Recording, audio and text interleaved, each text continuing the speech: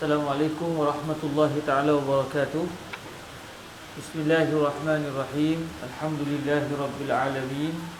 Wassalatu wassalamu ala al-habibil mustafa sayyidina wa maulana Muhammadinil karim wa ala alihi wa itratihi wa ashabihi ajma'in. Ashhadu an la ilaha illallah wahdahu la syarika lah wa ashhadu anna habibana wa sayyidana wa maulana Muhammadan abduhu wa rasuluh وصفيه من خلقه وحبيبه وأدى الأمانة وبلغ الرسالة ونصح الأمة وكشف الله به الغمة. اللهم صل وسلم وزد وبارك على الحبيب المصطفى سيدنا ومولانا محمد رسول الله وعلى آله وعترته وأصحابه ومن والاه. أما بعد, kita bersyukur kepada Allah Subhanahu Wa Taala, dengan keizinan daripada Allah kita dapat bertemu sekali lagi pada malam ini setelah kita bertemu semalam dalam majlis pembacaan kitab Safinatun Najah Fima Yajibu 'alal 'abdi li Maulah. Dan pada malam ini kita akan masuk kepada perbahasan yang seterusnya, iaitu perbahasan yang membicarakan tentang syarat-syarat sah bagi wudu. Syarat-syarat sah bagi wudu. Maka biiznillah subhanahu wa ta'ala kita akan melihat 10 syarat sah bagi wudu yang didatangkan di dalam kitab ini. Dan semoga Allah subhanahu wa ta'ala memberikan kefahaman kepada kita biiznillah subhanahu wa ta'ala berkenaan dengan syarat-syarat sah bagi wudu ini biiznillah. Iaitu kalau ikut nuskhah kita ni muka surat yang ke-24 lah, muka surat 24 berdasarkan nuskhah kitab Safinatun Najah yang diterjemahkan oleh Ruwaq Jawi, iaitu di muka surat yang ke-24. Bismillahirrahmanirrahim. Bi isnadina al-muttasil ila sayyidina al-imam al-syaikh Salim ibnu Abdullah ibni Sa'd ibni Abdullah ibni Sumair al-Hadrami al-Syafi'i al-mutawaffa sanata 71 wa 200 wa alf min hijratir Rasul sallallahu alaihi wa alihi wasallam. Nafa'ana Allahu bi'ulumihi wa ulumi masyayikhihi wa talamizatihi wa qurra'i Safinatin Najah fima yajibu 'ala al-'abdi li maulah wa sa'iri musannafatihi wa syurrahiha. Allahumma amin. Qal faslun syurutul wudu'i 'asharatun. Al-islamu والتمييز والنقاء عن الحيض والنفاس وعما يمنع وصول الماء إلى البشرة وأن لا يكون على العضو ما يغير الماء والعلم بفرضيته وأن لا يعتقد فرضا من فروضه سنة والماء الطهور wadukhulul waqti wal muwalatu lidaimil hadath. Terjemahannya, fasal pada membincangkan mengenai syarat-syarat sah bagi wudu. Maksudnya kita akan melihat syarat-syarat sah bagi wudu yang sekiranya ada kekurangan daripada 10 ni, maknanya wudu kita tidak akan sah. Kalau ada masalah yang berlawanan dengan 10 syarat ini, maka wuduk kita tidak sah. Walaupun kita pun kalau orang tanya apa syarat sah bagi wuduk, itu kebir ke kita, tapi bila kita tengok balik apa yang kita lakukan selama ni sah. Walaupun secara turutannya, secara akademiknya, kalau orang tanya kita, nak suruh kita menjawab soalan, kebir juga kita 10 syarat apa dia tapi bila kita tengok balik, sah wuduk kita, tak ada masalah. Tak adalah maknanya nanya kita selama ni wuduk tak sah, sebab kita pun tak tahu syarat sah bagi wuduk. Jadi Syekh Salim ibnu Abdullah ibni Sa'd ibni Abdullah ibni Sumair al-Hadrami radhiyallahu anhu telah menyatakan di sini bahawa ada 10 kata beliau syarat-syarat sah bagi wuduk ada 10. Kita lihat yang pertama, orang yang berwudu adalah beragama Islam. Orang yang berwudu yang pertamanya adalah beragama Islam. Adapun orang bukan Islam, kalau dia berwuduk sekalipun tidak sah juga wuduk dia. Kerana apa? Dia tidak memiliki salah satu rukun dalam wuduk, iaitu an-niyah. An-niyah, berniat. Walaupun dia berniat sekalipun, masalahnya dia kena berniat. Syarat sah niat itu adalah diucapkan oleh seorang yang beragama Islam. Sebab itu orang bukan Islam, kalau dia sembahyang, kalau dia berpuasa, ibadahnya tidak sah. Ia tidak dianggap sebagai orang yang telah melaksanakan ibadah. Kenapa ibadah tidak sah? Padahal dia puasa, contohnya bulan Ramadan kita tak makan tak minum, dia pun tak makan tak minum. Kita niat, dia kata saya pun berniat juga puasa wajib kerana Allah Ta'ala, contoh.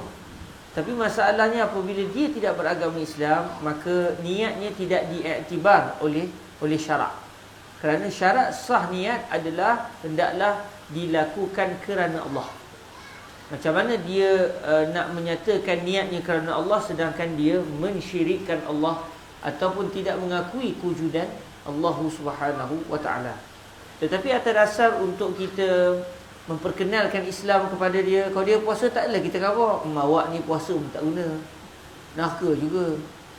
Yang tu tak kena dengan konsep kita nak mengajak orang kepada agama Islam. Cuma secara fiqahnya kita tahulah tak akan sah lah apa yang dilakukan. Tetapi orang kata sekadar berlatih-latih untuk dia berkenalan, untuk dia rasa, oh begini rupanya puasa, begini rasanya orang Islam bila berpuasa, begini rasanya kalau dapat berwuduk. Jadi untuk orang kata apa, sebagai satu usaha menjinakkan dia kepada Islam, untuk dia memperkenalkan Islam, ya silakan, tak ada masalah. Kerana dalam usul fiqh dia ada satu perbahasan. Dia sebut al-kuffaru mukhatabuna bi furu'i syariah. Orang bukan Islam, mereka dipertanggungjawabkan juga dengan segala furuk-furuk syariat. Berdasarkan pandangan yang kuat, orang bukan Islam, mereka juga diwajibkan untuk mendirikan salat. Mereka juga diwajibkan untuk menunaikan haji. Mereka juga diwajibkan untuk berpuasa, untuk bayar zakat. Mereka juga diharamkan daripada melakukan perbuatan-perbuatan yang diharamkan ke atas orang Islam. Mereka tidak ada perbezaan hukum antara kita dengan mereka. Sebagaimana kita diwajibkan sembahyang, mereka juga diwajibkan mendirikan solat. Al-kuffaru mukhatabuna bi furu'i syariah. Orang bukan Islam, mereka juga dipertanggungjawabkan dengan cabang-cabang syariat, iaitu hukum hakam fiqh. Tetapi kalau dia contohnya, kita kata, hai Chong, lama no tak nampak, awak pergi mana Jumaat lepas? Sembahyang mana? Dia kata saya tak sembahyang. Kena pergi ke Lubuk. Datang ke Lubuk sembahyang Jumaat. Awak berdosa kalau tak sembahyang. Masalahnya kalau dia sembahyang pun tidak sah juga.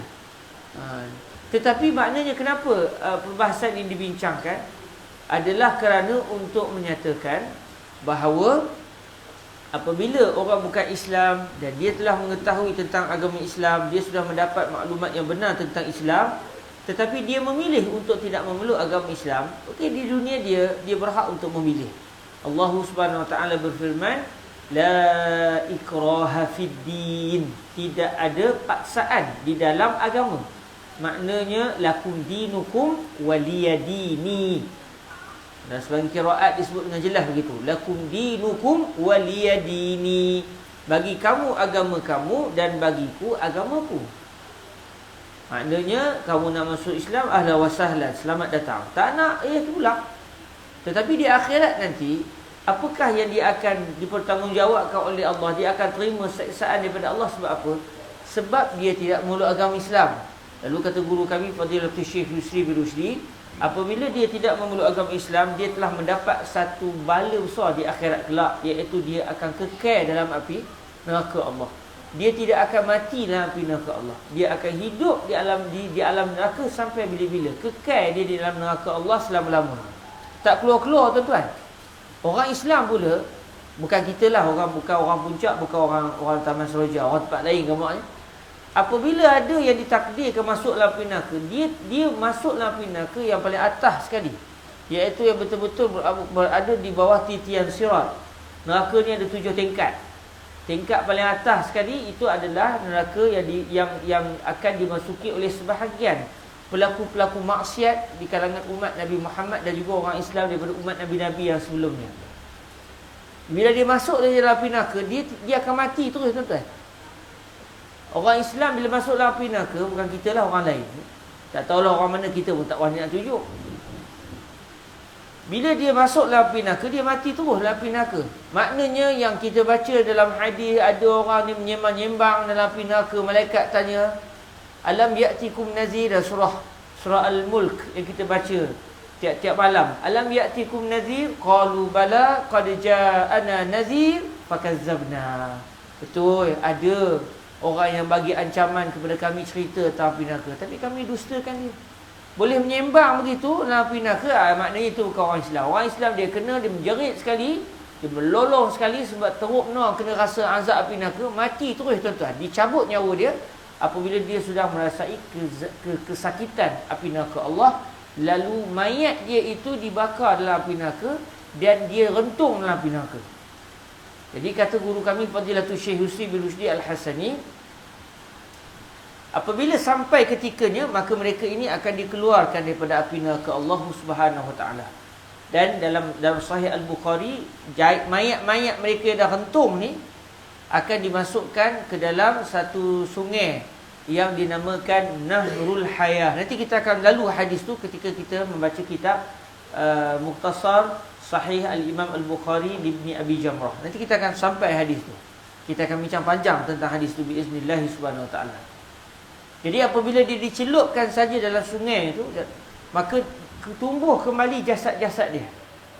Sampai Nabi buat perumpamaan, seumpama kamu tengok benih ataupun kamu boleh tengok pokok tumbuh apabila dia berada di laluan air. Bila contoh kawasan yang sentiasa dilalui oleh air, kita tengok macam mana rumput ataupun lalang yang tumbuh sekitar tu, dia lagi banyak. Begitu jugalah apabila jasad orang itu dia terkena air, dipanggil Nahrul Hayah, sungai kehidupan ini, maka tumbuh kembali jasadnya dan dia dihidupkan semula oleh Allah, lalu dimasukkan ke dalam api ke dalam syurga Allah Subhanahu Wa Taala. Dan mereka ini dikenali dalam hadis, disebut mereka ini adalah Jahannamiyun, mantan penduduk neraka Jahannam. Jahannamiyun, ya. Jadi orang-orang yang kita, contoh orang-orang lain dan syurga, mantan api neraka. Tapi bukan tujuan untuk menghina, sebab dalam neraka, dalam syurga tak ada orang tertekan sebab dia kena hina, tak ada. Tetapi sekadar pengenalan bahawa mereka ini adalah orang yang satu ketika dahulu pernah merasai azab lalu diselamatkan oleh Allah keluar daripada api neraka. Jadi itu yang pertama, maknanya orang bukan Islam, bila dia tidak meluk agama Islam, dia kekal dalam api neraka Allah. Okey, setelah dia kekal dalam api neraka Allah, apa lagi dia akan terima? Dia akan terima balasan kerana tak sembahyang, kerana tak puasa, kerana tak pergi haji, kerana minum arak, kerana berjudi. Maknanya semua maksiat-maksiat yang dia lakukan, termasuk meninggalkan ibadah yang diwajibkan ke atas kita, dia pun kena juga. Jadi sebab itu dibincangkan dalam isu al-kufaru mukhatabuna bi furu'i syariah, untuk menyatakan bahawa orang bukan Islam nanti apabila Allah Ta'ala tanya, kenapa kamu diazab dalam api neraka saqar? Qalu lam naku minal musallin. Bila malaikat tanya kepada orang ni, kenapa kamu kena campak dalam neraka saqar ni, dalam api neraka ni? Apa kata orang penduduk neraka masa tu? Kami dulu ni tak sembahyang. Tahu dah kita, mereka ini walaupun tidak beragama Islam, mereka sebenarnya diwajibkan untuk mendirikan solat. Cuma kalau mereka solat sekalipun tidak sah juga, kerana syarat sah sembahyang adalah macam yang kita tengok di sini. Pertama, orang yang berwuduk adalah beragama Islam. Berwuduk syarat sah dia beragama Islam. Mendirikan salat pun begitu, menunaikan zakat pun begitu, puasa pun begitu. Islam adalah syarat penerimaan sesuatu ibadah.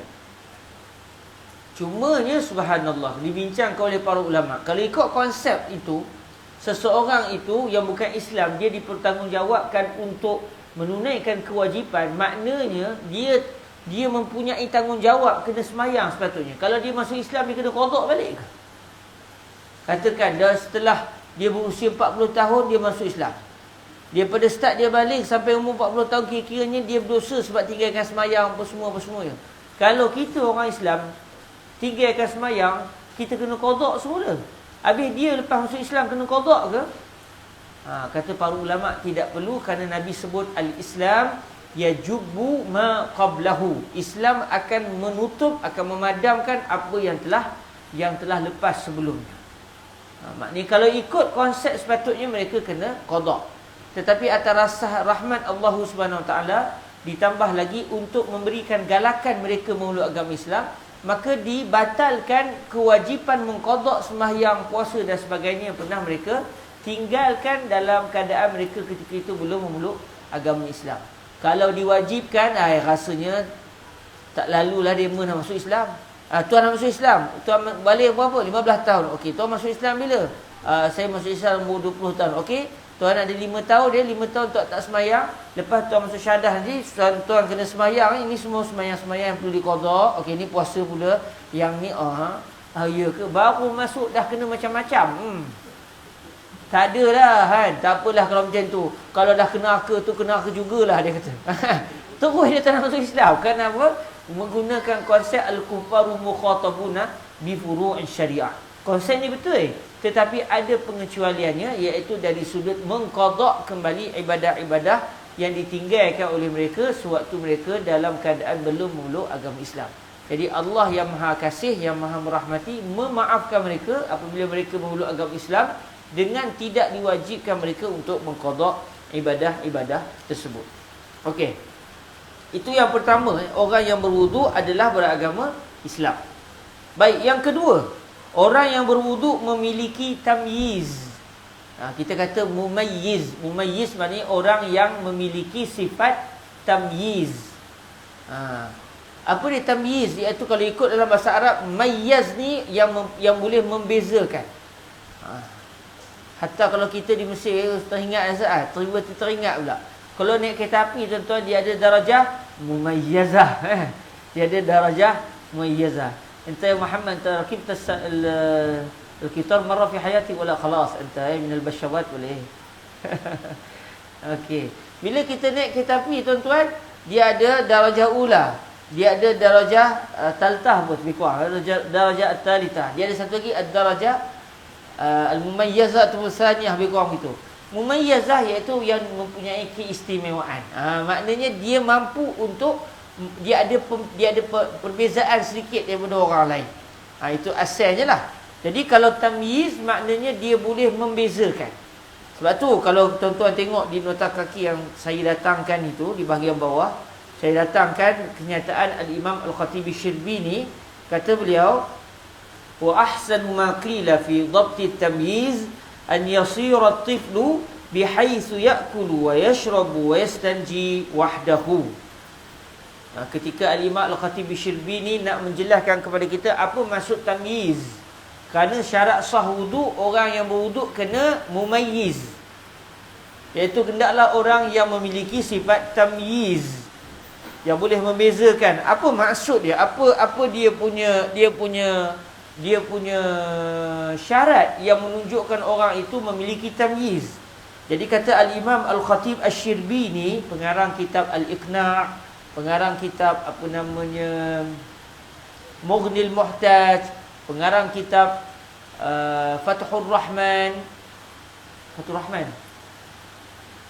Rahman bukan Fathur Rahman ulama lain. Fathur Rahman Al-Imam Ahmad Ar-Ramli. Fathur Rahman iaitu Syihabuddin Ar-Ramli. Banyak lagi lah kitab kitab Al-Imam Al-Khatib Asy-Syirbini ini. Jadi kata beliau, ni saya ambil daripada kitab Mughnil Muhtaj. Kata beliau, wa ahsanu ma qila fi dhabti tamyiz an yasira at-tiflu bihaythu ya'kulu wa yashrabu wa yastanji wahdahu. Sebaik-baik kenyataan yang menyatakan tentang ukuran tamyiz adalah apabila kanak-kanak menjadi orang yang makan, minum dan beristinja secara sendiri, iaitu tanpa memerlukan bantuan orang lain. Bila anak-anak kita tu dah boleh makan sendiri, tak perlu kena suap, minum pun boleh minum sendiri. Masuk, kalau dia nak kayuh, tuan-tuan, dia boleh kayuh sendiri. Dia tak perlu sampai baba khalas, amal al-mafrud, buatlah yang sepatutnya, saya dah selesai. Tak ada. Dia boleh istinja sendiri. Maknanya dia sudah mumayyiz. Jadi kalau kanak-kanak anak kita mumayyiz, mentelah lah tuan-tuan, kita ni tak kalah. Saya anak-anak dah mumayyiz belaka, Saya je belum lagi. Jangan buat pasal tuan-tuan Takut saya mengajar surah ni lagi kalau tuan-tuan mengaku yang tuan-tuan belum mumayyiz Jadi maknanya apa maksudnya saya katakan di bawah tu, maka wudu tidak akan sah sekiranya dilakukan oleh orang yang gila. Kalau ada orang gila dia wudu dia sah ke? Tak. Dosa ke dia? Dia tak berdosa, dia bukan mukallaf. Dia tak berdosa, cuma status wudunya adalah tidak sah. Dan kanak-kanak yang belum memiliki tamyiz, anak umur setahun 2, kita pergi wudukkan dia, tak sahlah wuduk dia. Dan kalau kita saja berdosa pula kita, sebab kita bermain-main dalam ibadah. Sebab ibadah tu tak sah, kita pergi buat untuk dia pula dengan niat konon-konon nak wudukkan dia. Tak boleh. Maknanya kalau dia tu sendiri berwuduk, dia tidak berdosa sebab dia belum lagi mukallaf. Dia belum lagi mukallaf. Tapi kalau kita saja kita berwuduk, dia pun nak berwuduk, kita pun basuh muka dia, basuh tangan dia, sapu kepala dia, basuh kaki dia, tapi kita tak mendatangkan niat wuduk, bagi kita kata mana sah wuduk ni. Cuma maksudnya saja je lah, buatlah macam wuduk padahal bukan wuduk pun. Itu tak ada mengapa, tak ada masalah, sebab itu tidak dinamakan sebagai wuduk. Tapi kalau kita pula saja aku berwuduk untuk budak ini kerana Allah Ta'ala, mana boleh, dia tak memayyiz lagi, dia belum sampai ke tahap sahnya wuduk. Jadi wuduk tidak akan sah kalau dilakukan oleh orang gila, sama ada dia dah umur berapa sekalipun. Kalau dia gila, dia tidak boleh, ataupun wuduknya tidak sah. Begitu juga sekiranya kanak-kanak itu belum mumayyiz, iaitu dia tu makan, minum, buang air apa semua kita yang selesaikan. Jadi dia tidak lagi dianggap mumayyiz, maka wuduk tidak sah. Tapi kalau anak-anak yang sudah mumayyiz, umur dah darjah 2, darjah 3, darjah 4, ketika itu wuduknya sah, wuduknya sah. Bahkan kanak-kanak yang mumayyiz ni ada satu perbahasan yang lain sikit dengan kita. Kita kalau tak ada wuduk tak boleh pegang Quran. Dia kalau tak ada wuduk boleh pegang dan menanggung Quran. Itu dibincangkan dalam perbahasan fiqh, kerana nak menggalakkan dia supaya sentiasa bersama dengan Al-Quranul Karim. Ketiga, orang yang berwuduk memiliki kesucian daripada darah haid dan nifas.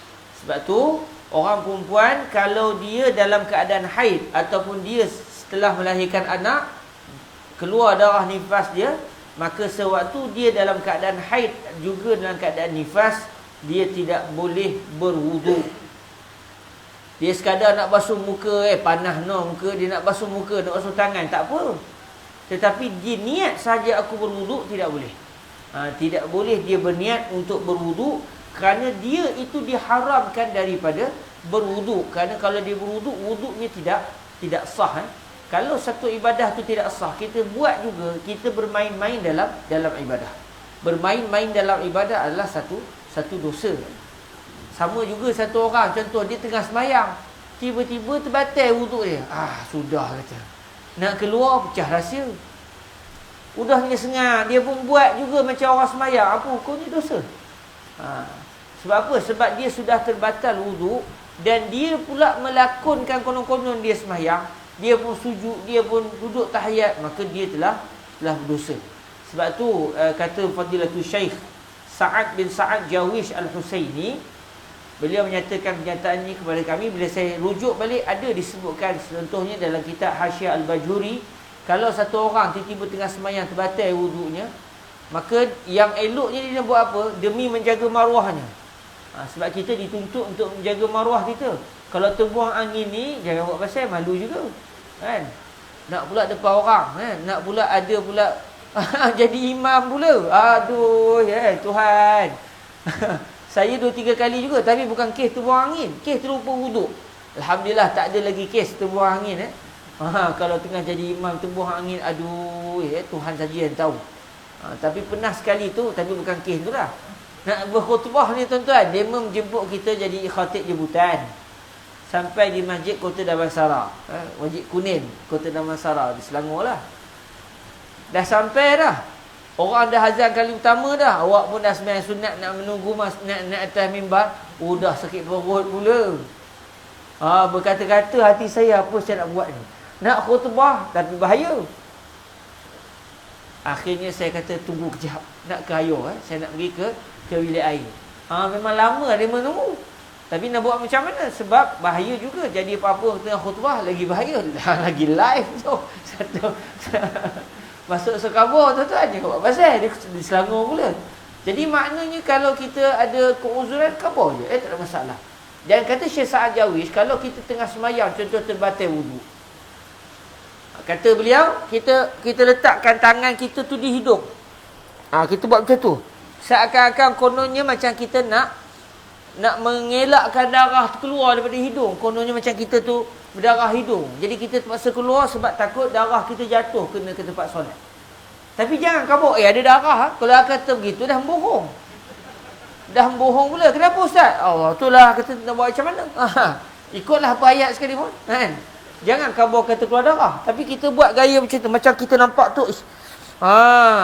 Dan syariat tidak boleh menghalang kita nak buat gaya. Yang tak boleh menipu. Jadi kita keluar tu, orang kata apa? Dia darah hidung.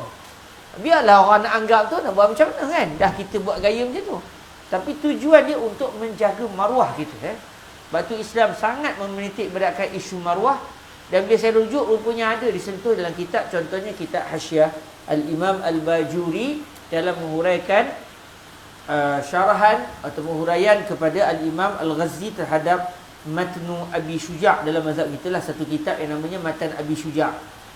Jadi maknanya orang yang dalam keadaan haid dan juga nifas, dia tak boleh melakukan wuduk. Macam jugalah kita yang contoh sedang tidak berwuduk, tak bolehlah kita nak berlakon buat semayang, sebab itu dia anggap sebagai bermain-main dalam ibadah. Jadi maknanya orang perempuan tak berwuduk. Berapa tak berwuduk? Sebab Tuhan tak bagi. Dapat pahala.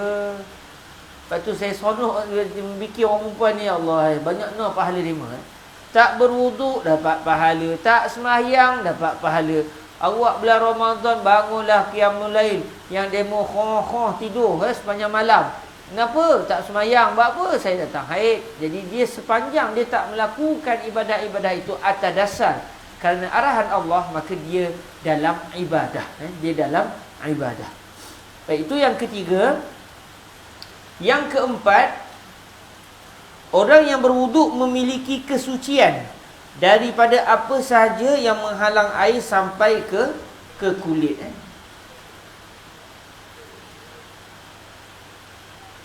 Okey, ada satu soalan Jadi kebetulan saya buat live ni, ada satu sahabat kita tanya soalan ni. Banyak saya pun tak tengok juga di live ni. Tapi kebetulan tengok ada soalan. Dia tanya, kalau kita membantu pesakit stroke contohnya. Bagus juga soalan ni daripada saudara Adi Pahang, orang Pahang. Jika kita membantu pesakit stroke contohnya untuk berwuduk, adakah disyaratkan kita berniat untuknya atau cukup tuan badan saja? Tuan badan yang kena niat. Awak tolong membasuhkan aja. Kita tolong membasuhkan je, tapi dia yang kena niat. Tapi nak niat macam tu Ustaz, dah dia pun tak sedar. Dah kalau tak sedar, bukan mukallaf lah kan. Maksudnya kalau dia dah, saya pun tak tahu, tengok pakcik bangun, senyap je dia, tak bercakap dah, entah kesedar entah ke tidak. Nak buat macam mana ketika itu? Kita nak buat apa dia? Kalau kita contoh doktor kata dia mungkin sedar ni, kalau begitu kita ingatkan dia je, kita basuhlah. Pakcik dah masuk waktu ni, saya nak wudukkan pakcik ni. Dia pun tak kata pun dah dia senyap, dah kena stroke, tak bercakap langsung dah, contoh pejam je mata tu contoh. Tapi nak kira-kira waktu tu kita kalau kita nak tolong pun, dia berwuduk pun, masa kita wudukkan dia yang kena niat. Dia yang kena niat. Katakan rupanya dia pun dah tak sedar dah, ketika itu dia bukan mukallaf lagi. Dia bukan mukallaf lagi. Jadi dalam isu tadi, kita hanya membantu orang yang sakit itu berwuduk. Kita tolong ambilkan air, kita basuhkan muka dia, kita basuhkan tangan dia. Tapi masa kita basuhkan muka, kita kata, pakcik niat.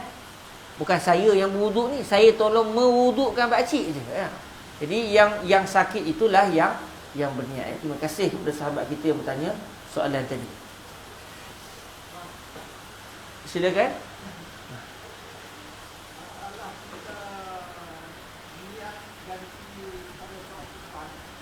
Macam mana?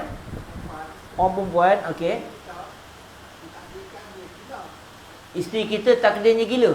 Ya Tuhan, selamatkanlah bini aku ya Allah. Minta selamat lah. Ada orang lain lah minta selamat lah orang makan bila jangan buat pasal tak surah kita. Okey, bulan-bulan datang haid, dia kena suci.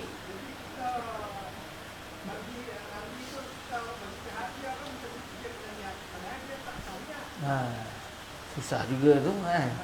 Soalan sensitif lah tu. Dia sama kes dengan kalau kita berkahwin dengan orang kata apa? Dengan orang bukan Islam. Tapi ni cerita dululah ni. Satu orang yang dia berkahwin dengan wanita kitabiah. Zaman ada wanita kitabiah dulu tapi hari ni wanita Kristian, wanita Yahudi, dia dalam mazhab Imam Syafi'i dah tak lepas dah kahwin dengan mereka. Sebab mereka kalau macam di Malaysia, dia bukan daripada keturunan Sayyidina Ya'qub. Dia bukan daripada susu galon Bani Israel. Cuma dia beragama je. Jadi kalau ikut dalam mazhab Imam Syafi'i, macam situasi di Malaysia ni tak lepas dah nak kahwin dengan wanita Kristian ataupun wanita Yahudi. Dalam kitab fiqh disebut kalau satu orang berkahwin dengan wanita Kristian atau wanita Yahudi yang bukan beragama Islam, dan bila bersuami isteri, bila dia telah selesai datang haid dan kita mahu bersama dengan dia, maka yang kira-kiranya dia niat tak sah. Dia niat tu tak sah sebab dia bukan Islam.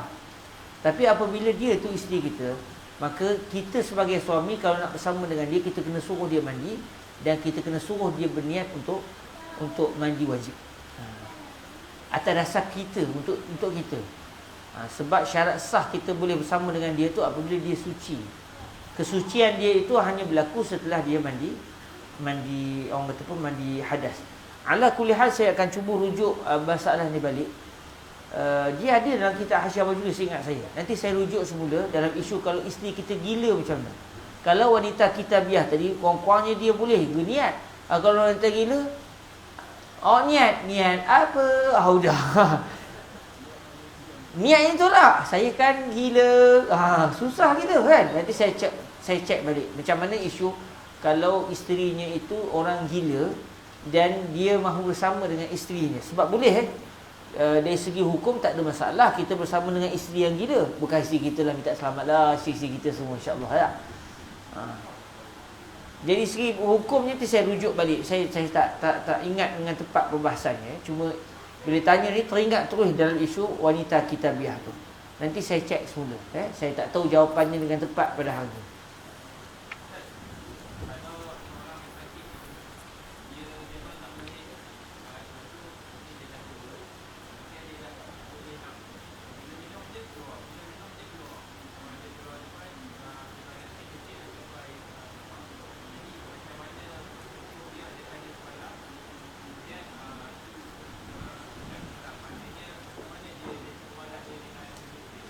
Okey, satu soalan. Satu orang sakit, dia ni sentiasa berhadas, istilahnya begitu. Sentiasa keluar. Nanti kita akan pergi kepada perbahasan yang di bawah tu, iaitu orang yang sentiasa berhadas. Nanti saya akan sentuh di bawah nanti Dia ada syarat yang apa? Dua syarat yang dikhususkan bagi orang yang memiliki hadas yang berterusan.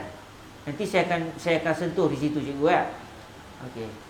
Maknanya nak katanya apa yang disebut oleh Al-Imam Syekh Salim ni, maknanya pentinglah sampai beliau ada agak lah. Mesti cikgu nak tanya soalan ni. Itu dia jawab awal. Tapi jawapan lebih awal daripada yang bertanya. Okey, seterusnya. Yang keempat tadi, orang yang berwuduk memiliki kesucian daripada apa sahaja yang menghalang air sampai ke kulit. Maknanya apabila dia nak berwuduk, dia kena pastikan seluruh anggota wuduknya, muka, tangan, kepala, kaki boleh boleh berlaku wuduk dengan sempurna. Maksudnya pada muka, tangan dan kaki maksudnya berlaku basuhan. Kalau muka, seluruh muka mesti dibasuh. Tangan, seluruh tangan daripada hujung jari sampai ke siku boleh dibasuh. Kalau kaki pun begitu juga, daripada hujung jari sampai ke buku lali. Adapun kepala, mana-mana bahagian kepala mesti disapu, tidak wajib dibasuh.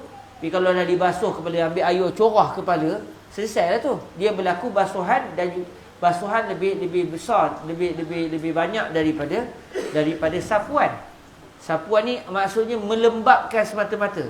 Saya ambil air di tangan, saya sentuh kepala. Dia tak basuh, dia hanya menyentuh kepala dengan tangan yang lembab.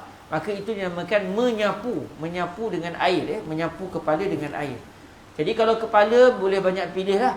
Kalau di sini ada masalah, contoh dia dye rambut dia. Dye pula, dia dye separuh kepala dia. Dia dye pula di kampung Kuala Dye. Orang Kuala Dye buat pula dye rambut ya. Dia dye sebelah kepala dia.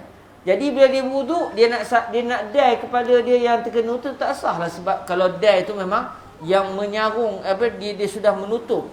Kalau sekadar warna tak apa, macam kita bincang semalam. Tapi kalau dia tu macam cat dah lebih kurangnya, maka dia boleh pilih lah belah yang kiri. Itu bila berwuduk boleh pilih-pilih. Tapi kalau mandi wajib, letih kawan tu. Kita dah bincang semalam cara dia macam mana tak, kalau dia mandi wajib. Jadi kalau kepala tak ada masalah lagi. Tetapi pada muka, tangan dan kaki, dia kena pastikan seluruh bahagian yang wajib dibasuh dengan air itu tidak ada penghalang. Sebab apa? Kalau ada penghalang, maknanya hadas kecil di situ belum lagi dihilangkan. Bila tidak dihilangkan, maknanya tak sah. Contoh katakan, di tangan dia rupa-rupanya di bahagian di bahagian jari dia tu ada terkena selotip. Dia tak perasan, dia berwuduk elok apa semua, dia jadi imam lagi. Sepanjang hari dia jadi imam. Tapi makmum sah wuduk, tak ada apa, makmum ikut dia sah. Mereka makmum kata, imam, tangan tu tak kena air tu. Dia kata tak apa, sekali-sekala. Makmum tahu, ikut juga. Batal lah solat makmum. Tapi biasanya makmum pun tak tahu ya. Imam pun tak perasan. Kalau imam tahu, dia pun tak akan buat perangai begitu. Sebab dia tahu benda tak boleh. Katakan setelah habis seharian dia jadi imam, boleh perasan, la haula la quwwata illa billah, rupanya di jari dia ada selotip. Jadi maknanya sudah ada masalah, tak kena dengan syarat yang keempat. Jadi macam ni dia kena buat. Katakan wuduknya tak batal-batal. Daripada start dia ambil wuduk dengan ada selotip tu sampai di saat dia sedar dah habis sehari semalam, tak batal-batal wuduk dia. Contoh, kononnya lah, rupanya dia belum berwuduk dengan sempurna. Jadi cara dia macam mana? Dia basuh, dia buka selotip tu, dia basuh kawasan yang kena selotip tu dengan niat untuk mengangkat hadas kecil di situ. Selesai ke? Tak selesai. Sebab kepala dan kaki, sapuan pada kepala dan basuhan pada kaki sebenarnya juga tidak berlaku pada hakikatnya. Kerana disyaratkan dalam wuduk ada at-tartib, ada mengikut susunan. Jadi bila dia nak berwuduk, saya nak pergi ambil wuduk kejap, kita pun menengok, kita nak belajar cara ambil wuduk. Kebetulan katakan ada anak kecil nak tengok cara Pak Imam mengambil wuduk. Udahnya imam tu buka bilik, buka paip, dia basuh tangan saja, aku berwudukkan Allah Ta'ala. Betul, sapu kepala, dia basuh kaki. Selesai dah saya wuduk. Udah kepenting kita ni wuduk style apa? Rupanya kerana mukanya sudah terangkat hadas sebelumnya. Sebab tu yang keempat disebutkan oleh pengarang, orang yang berwuduk memiliki kesucian daripada apa sahaja yang menghalang air sampai ke kulit. Maksudnya dia tidak ada sebarang penghalang di anggota wuduknya. Yang kelima pula, tidak ada sesuatu pun di atas anggota wuduk yang akan mengubah sifat air mutlak. Ni syarat yang kelima. Di anggota wuduk kita itu tidak ada sebarang benda yang akan mengubah air mutlak. Kita berwuduk, insya-Allah, kalau kita berwuduk contohnya dalam sungai atau dalam kolah masjid, tak ada masalah lah. Tapi selalunya kalau kita berwuduk, kita menggunakan air yang sedikit. Katakan kita tu kebetulan kerja di kunyit, syarikat kunyit adabi contohnya. Memang main kunyit dah, muka pun dah berkunyit, tangan pun dah berkunyit. Lepas tu nak ambil wuduk, dia pun ambil air, Dia dah basuh tangan elok lah. Air dah air mutlak lah. Baunya pun bau air mutlak. Rasa pun rasa mutlak. Warna pun warna air mutlak. Dia basuh je muka. Mencecih air turun. Air kunyit. Sah ke wuduknya? Jawapannya tidak. Sebab apa? Apabila air mutlak terkena kunyit yang ada di mukanya, air itu sudah tidak lagi menjadi air mutlak. Kerana sudah berubah salah satu sifatnya. Bila sudah berubah sifatnya, air ketika itu sudah bukan lagi air yang mutlak. Dia sudah menjadi air yang suci tetapi tidak menyucikan.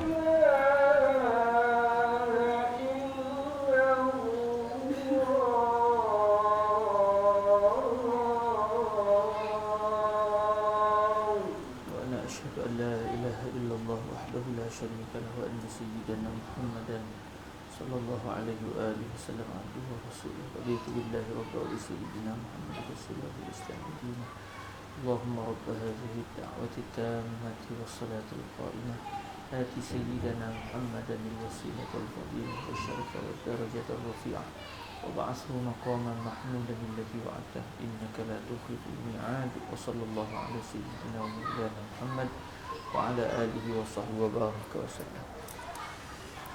Okey, kita balik kepada masalah yang dibincangkan sebelum azan tadi. Orang tu dia katakan kerja di kilang, apa namanya, kilang kunyit, sabuk kunyit. Jadi muka dia tu rupanya dah terkena kunyit. Bila dia berwuduk, bila air mutlak itu, bila sebut air mutlak ni maknanya air yang tidak, yang kita panggil dia air. Tapi kalau dia dah berubah salah satu sifat dia, orang tak panggil air dah, orang kata air kunyit. Dia dah tak panggil air. Ni air apa ni, air kunyit. Maknanya dia sudah mesti didatangkan sifat dia. Itu dipanggil sebagai al-ma'ul mutlaq, iaitu air yang kosong, yang terpisah dari sebarang sifat. Dipanggil al-mutlaq. Al-mutlaq an ayyi qaidin minal quyud. Air yang sudah tidak lagi diikat dengan sebarang sifat. Kita kata air je. Kita kata air kosong ke air tu. Okey, jadi apabila disebut ma' mutlak, dia sebenarnya juga sama erti dengan ma'un tahur, air yang menyucikan. Sebab semua air yang menyucikan dia mesti air mutlak. Semua air mutlak mesti sifat dia boleh menyucikan. Apabila sudah berubah sifat dia, contoh macam tadi, muka dia rupanya ada serbuk kunyit. Bila dia basuh muka dia dengan tujuan untuk berwuduk, basuhan kali pertama tu, ya Allah, dah kuning airnya. Jadi apa yang berlaku? Air mutlak terkena dengan kunyit, berubah air tu ke salah satu sifat dia. Contohlah, warna dia sudah menjadi warna kunyit. Bila dia berubah saja sifat, serta-merta dia bukan air mutlak, maka apa berlaku? Orang itu berwuduk, membasuh muka bukan menggunakan air mutlak. Maka basuhan muka itu tidak sah sebagai wuduk. Sebab tu disyaratkan di sini tidak ada sesuatu pun, apa sahaja, sama ada benda tu suci atau tidak suci, main najis atau bukan najis, di atas anggota wuduk yang akan mengubah sifat air mutlak. Maksudnya kalau benda tu suci, lagi menyuci, benda tu benda yang suci, contoh macam kunyit tadi. Kunyit bukan najis, dia benda yang suci.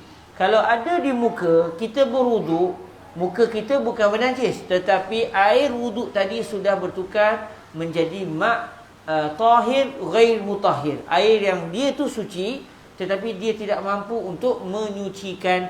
Sedangkan syarat wuduk, syarat istinja, syarat mandi wajib mesti air mutlak, air yang boleh menyucikan seseorang daripada hadas besar atau hadas kecil atau najis.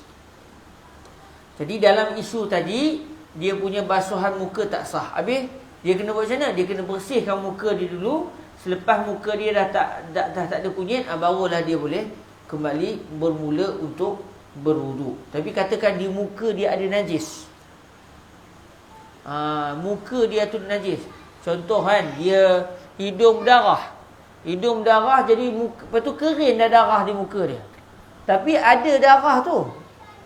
Darah tu yang telah kering. Dia ambil air mutlak pula, pergi basuh muka dengan niat untuk berwuduk, serta-merta wuduk dia tak sah kerana air yang sedikit terkena najis, serta-merta walaupun tak berubah bau atau rasa atau warna air itu sudah menjadi ma'un mutanajjis, air yang sudah terkena najis. Bila terkena saja najis, kalau air tu kurang daripada 2 kullah, memanglah air dalam tangan kita tak sampailah 2 kullah. Jadi bila terkena saja ke najis, serta-merta dia bukan lagi ma'un tahir, apatah lagi mutahhir. Dia bukan lagi suci, apatah lagi boleh menyucikan. Dia telah menjadi air yang telah bernajis. Air yang telah bernajis memang tidak sah digunakan untuk tujuan mengangkat hadas kecil atau besar atau menghilangkan najis.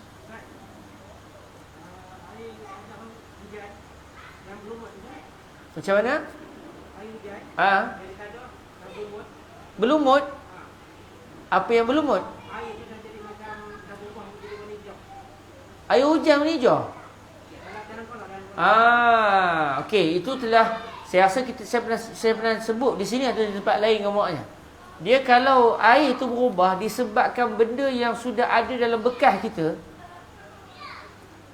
Contohnya disebut tuhlub, dalam bahasa panggil tuhlub, iaitu lumut. Dia berubah dalam keadaan biasanya tak dapat dipisahkan air dengan benda tu, maka dimaafkan walau air tu dah jadi warna hijau. Jangan jadi warna merah dah. Itu dah jadi berubah sebab benda lain pula tu. Jadi kalau air tu contoh dalam kolah masjid katakan, udahnya dah macam air tu dah keruh. Maka tidak menjadi masalah. Kerana dia berubah dengan benda yang memang sudah ada di tempat itu. Dia kata dalam matan Imam An-Nawawi kata wa ma fi maqarrihi wa mamarrihi. Air yang kalau berubah dengan sebab benda yang sudah ada di bahagian dasar air. Contoh kita simpan air dalam kolah tadi, air tu berubah disebabkan ada lumut atau ada apa sajalah yang ada dalam bahagian bawah air tu, bahagian bawah bekas simpan air tu, atau air tu berubah disebabkan laluan air. Dia dah jadi berkarat sebab kita punya paip tu contohnya dah berkarat. Jadi dia dah berkarat, air tu pun dah ada berkarat, berubah disebabkan karat, dimaafkan. Boleh untuk tujuan bersuci, tak ada masalah. Okey, jadi kalau contoh air yang ada dalam bekas kolah, biasa kolah masjid tu dia akan ada macam nak kehijau kan, dia dah berubah lah. Bau pun dah macam bau lumut contohnya. Tak ada masalah. Tak ada masalah. Kalau kita ada masalah, takut orang lumut marah pula. Boy sedap mengata kita. masyarakat kecil, air yang ditakur dalam tong-tong ni air hujan, air tak ada, disimpan air tu ke dalam air bekas okey. Pun tak ada masalah. Kalau air yang disimpan dalam tong kita biar lama, dia panggil tulul muksi. Air yang berubah disebabkan dia simpan lama dalam satu bekas dan akhirnya berubah bau dia atau rasa atau warna. Kenapa dia berubah? Sebab dah lama tak guna. Tidak mengapa.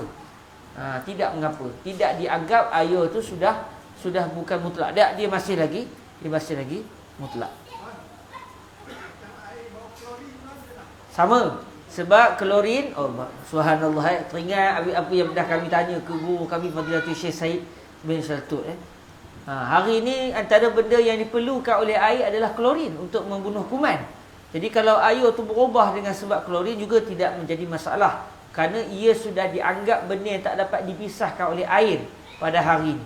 Dia seumpama macam air yang terkena yang hijau atau apa nama tadi? Lumut. Yang terkena lumut tu, dia sudah tidak dapat berubah walaupun dia sudah rasa dia macam terasa lain sikit, tidak menjadi masalah. Jangan terlebih klorin sudah penin kita. Yang jadi imam pun lalai, penin jangan. Itu jadi masalah lain lah. Okey. Syarat yang seterusnya kita bawa ke esok hari, kita bawa ke esok malam biiznillah subhanahu wa taala. Insya-Allah kalau ada umur besok kita sambung syarat yang keenam. Dan di sini ada soalan yang ditanya oleh sahabat kita, sekiranya anggota wuduk berbalut dengan bandage, boleh ke ganti dengan tayamum atau boleh skip saja bahagian wuduk tersebut? Yang ni akan dibincangkan dalam isu tayamum. Dia ada satu perbahasan tentang orang yang bertayamum kerana sakit. Jawapan mazhab Imam Syafi'i ada, cuma saya rasa kena tengok balik fatwa semasa kita. Sebab dalam mazhab Imam Syafi'i mungkin bagi seorang pesakit tu kena tengok balik kalau ada fatwa-fatwa khusus dalam isu orang-orang sakit ni. Tapi asalnya masalah ini akan dibincangkan dalam isu tayamum nanti. Intazir hatta wasalna tayamum. Tunggu sampai jumpa ke perbahasan tayamum.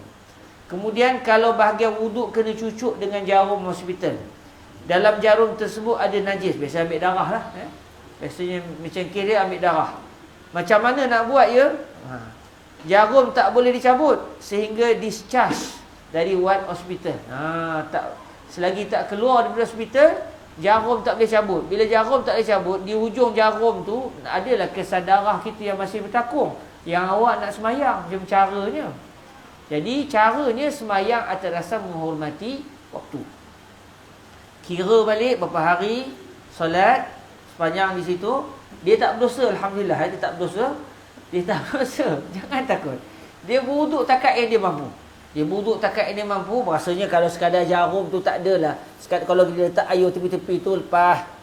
Cuma biasanya kalau jarum ni dia akan ada letak juga plaster tu. Jadi di situ dia akan pergi ke isu tayamum juga. Sebab kalau anggota kita tidak boleh terkena air kerana ada balutan. Dia panggil dalam kitab lama al-jabirah. Dulu orang patah tangan, dia akan ambil kayu, dia akan sokong tangan yang patah, lepas tu dia balut. Dipanggil dalam bahasa al-jabirah. Tapi kalau hari ni disebut jabirah apa sajalah, plaster dan sebagainya pun termasuk dalam kawasan jabirah. Al-jibs, apa cakap Melayu jibs ni? Simen, orang yang kena simen tangan, dia pun termasuk dalam hukum jabirah. Jadi dalam isu ni dia akan pergi juga sikit sebanyak kepada isu tayamum tadi ya.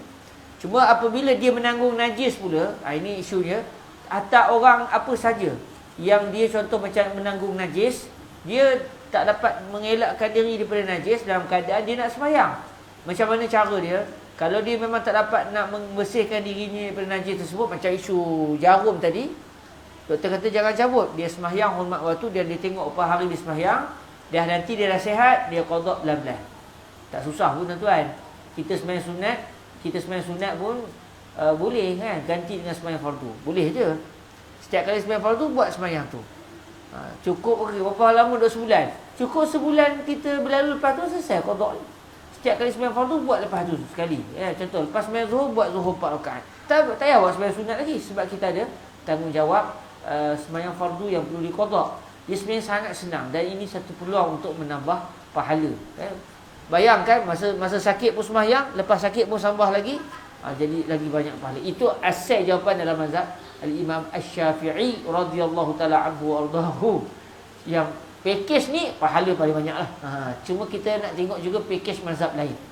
Kerana isu orang sakit ni dia ada satu kaedah, man betuliya bi syai'in falyuqallid man ajaz khurujan minal ismi. Kata Al-Imam Al-Bajuri, salah seorang ulama besar dalam mazhab kita, mazhab Imam Asy-Syafi'i, dalam kitab huraian beliau terhadap mazhab Imam Syafi'i, beliau banyak kali mendatangkan kaedah ni untuk menyatakan kalau kebetulan pandangan mazhab kita kebetulannya bagi orang tertentu payah dia, jadi susah dia kalau dia nak berpegang sungguh dengan cara kefahaman mazhab Al-Imam Asy-Syafi'i, maka Al-Imam Al-Bajuri yang sedang menghuraikan mazhab Imam Syafi'i kata apa?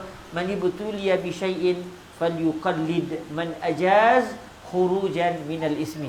Barang siapa yang sudah diuji Allah dengan sesuatu, maka berpeganglah dengan pandangan yang membenarkan. Jadi kalau mazhab kita tak membenarkan dan ada pendapat yang membenarkan, peganglah mazhab yang membenarkan, khurujan minal ismi, supaya dia keluar daripada dosa. Sebab kalau mazhab kita contohnya tak boleh, dibuat juga dosa lah. Tapi mazhab orang lain tak ada masalah. Kalau kita ikut pendapat tu, maka kita tidak berdosa. Tapi mana lagi baik?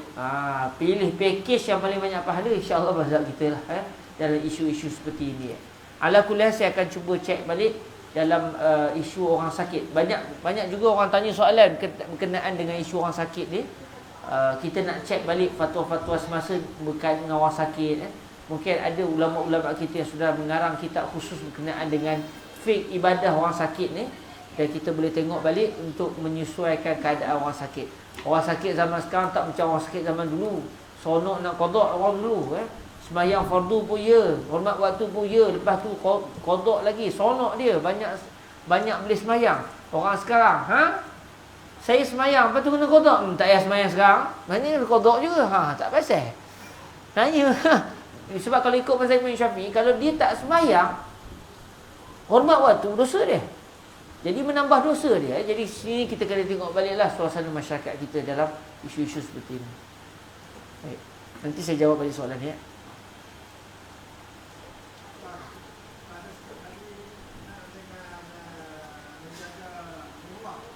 Okey.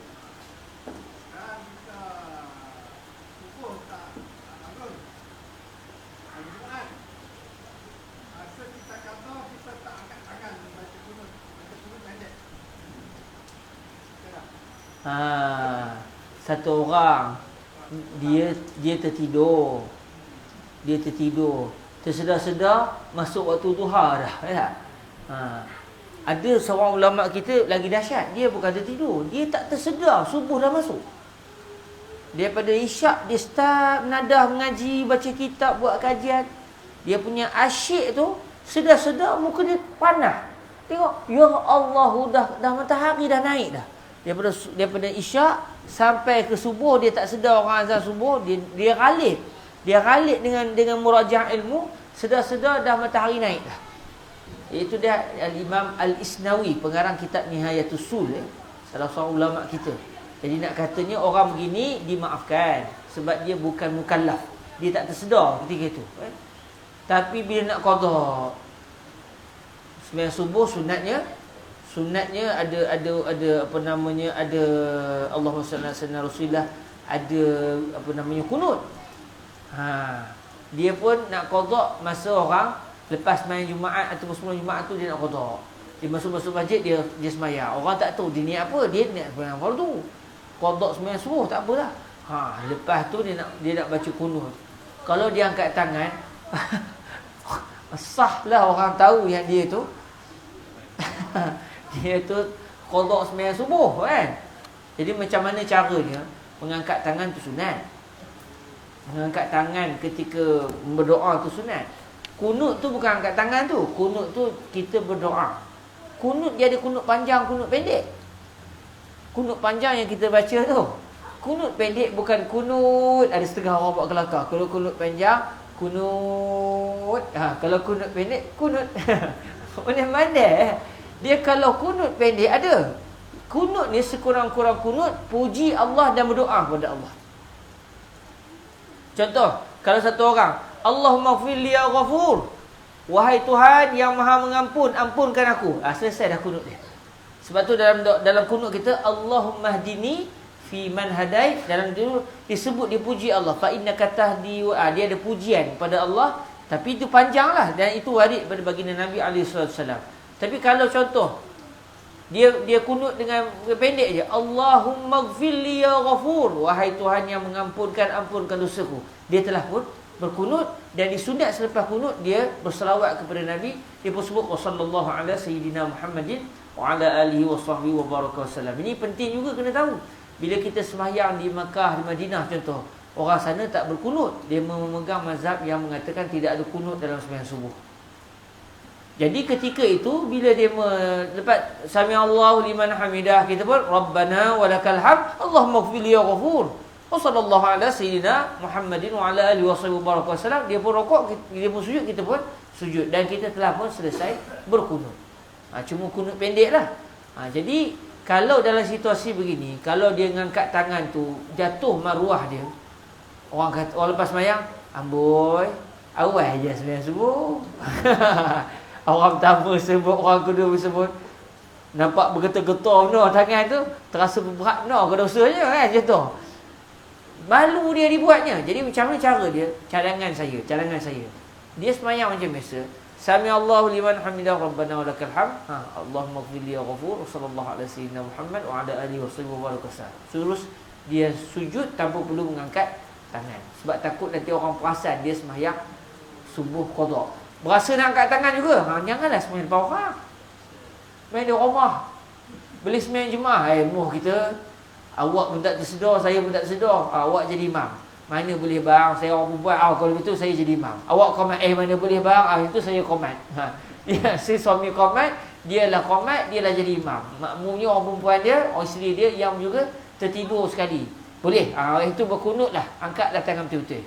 Cuma kalau sembahyang qada subuh dalam waktu pagi, dia dibaca pelan. Kalau qada sembahyang subuh pada waktu malam, dibaca kuat. Itu kalau kita tengok ada unsur maruah kat tu. Dia ada unsur menjaga maruah juga tu. Bayangkan kalau kita qada subuh, di waktu zuhur kena baca menjaga sembahyang subuh. Orang pergi sembahyang, dia bismillahirrahmanirrahim. Orang kata, sah tak sembahyang subuh? Mana ada sembahyang sunat waktu pagi baca kuat, tiba-tiba dia baca kuat. Sah dia sembahyang subuh tertinggal. Tapi demi untuk melihat suasana dan meraihkan ada unsur menjaga maruah juga di situ. Jadi subhanallah, Islam ni sangat-sangat menjaga maruah kita. Alhamdulillahirabbil alamin. Moga selamat kita di dunia dan juga di akhirat. Saya kira sekadar tu dahulu, kita nak sembahyang isyak pula. Nanti kita sambung semula perbahasan yang keseterusnya pada pertemuan keesokan hari kalau ada usia, insya-Allah subhanahu wa ta'ala. Allahumma salli afdala salatin ala as'adi makhluqatika sayyidina Muhammad wa ala alihi wa sahbihi wa sallim adada ma'lumatika wa midada kalimatika kullama ذكرك الذاكرون وغفل عن ذكره الغافلون. اللهم صل أفضل صلاة على أسعد مخلوقاتك سيدنا محمد وعلى آله وصحبه وسلم عدد معلوماتك ومداد كلماتك كلما ذكرك الذاكرون وغفل عن ذكره الغافلون. اللهم صل أفضل صلاة على أسعد مخلوقاتك سيدنا محمد وعلى آله وصحبه وسلم عدد معلوماتك ومداد كلماتك كلما ذكرك الذاكرون وغفل عن ذكره الغافلون. وسلم ورضي الله تبارك وتعالى عن سادتنا أصحاب رسول الله أجمعين. وحسبنا الله ونعم الوكيل ولا حول ولا قوة إلا بالله العلي العظيم. سبحانك اللهم وبحمدك أشهد أن لا إله إلا أنت أستغفرك وأتوب إليك. بسم الله الرحمن الرحيم. والعصر إن الإنسان لفي خسر إلا الذين آمنوا وعملوا الصالحات وتواصوا بالحق وتواصوا بالصبر. جزاكم الله خير الجزاء. أقول قولي هذا وأستغفر الله لي ولكم. السلام عليكم ورحمة الله وبركاته.